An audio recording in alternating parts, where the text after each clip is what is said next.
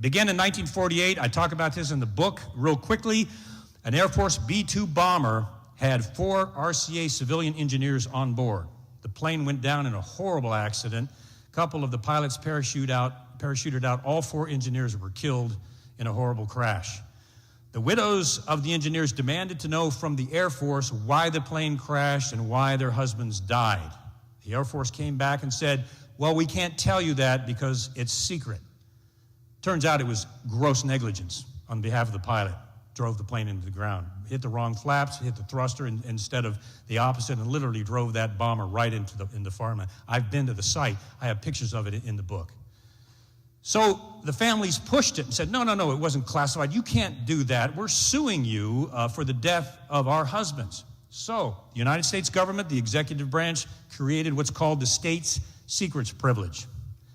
The state's secrets privilege was literally, the wording was derived from the monarchy of the King of England, which gave the King of England absolute power to shut down any case they deemed was unacceptable. Just shut it down.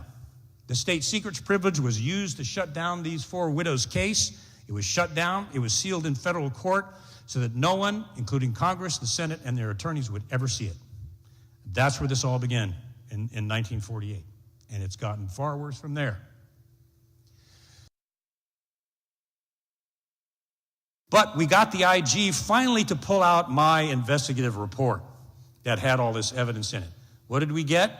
We got a 1-page document written in someone else's handwriting that said that there was no problem at all and their investigation had revealed nothing.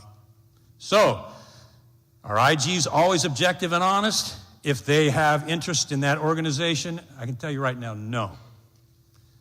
Should be, but they're not. Because of all of this, within these federal agencies, the NSA, the CIA, the DI, any agency that, especially the covert agencies that engage in nefarious operational programs, there is a culture of fear. You guys out there that still work there know what I'm talking about. Everyone, I used to call it the paranoia palace. Everybody inside there is afraid of saying anything because they know about this system. They will destroy you. They'll destroy your career. They'll destroy your finances. They'll destroy your family. They'll take you all the way down as far as they can, even from the outside. You remember Gary Webb, who exposed the CIA drug running operation down in Central America? Anybody know about that out there? Gary Webb eventually was driven to suicide. Remember that? Did anybody see the movie? Yeah, you see the movie.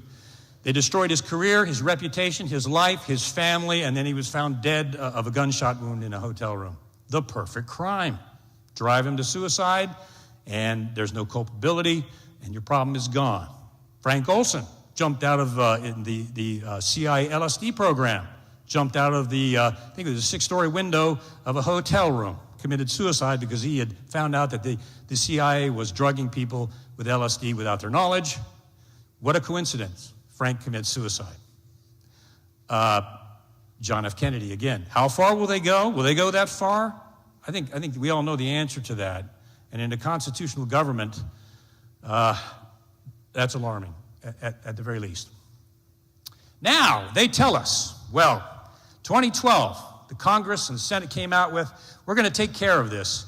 Whistleblowers being at risk and their lives being destroyed, their careers being destroyed. So we're going to pass the 2012 Whistleblower Protection Act, allowing any whistleblower that sees any illegal activity on the part of the government, we're going to protect them so they can come out and report it.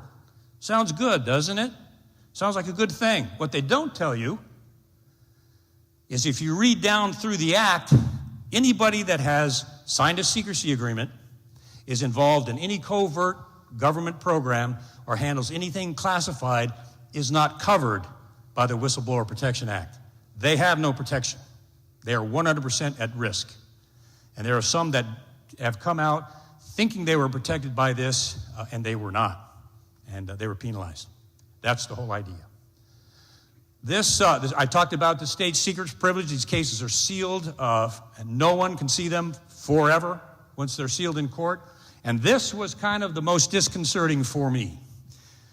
There are certain major newspapers, of which if I mentioned their name, you would know them. These are national papers that are communicating and directly connected, in this case, to the CIA and in some cases to the NSA.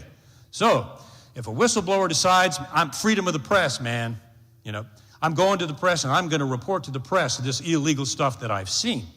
So they call up XYZ national newspaper, and if you do enough checking, you'll find out who that is. I want to tell you my story. I want to tell you what I've seen. In this case, the reporter got right on the phone, contacted the CIA, and told them what this person had just reported for the story. That has been done several times with this paper. They communicate with the CIA regularly regarding what they're going to publish and what they're not going to publish. Chilling.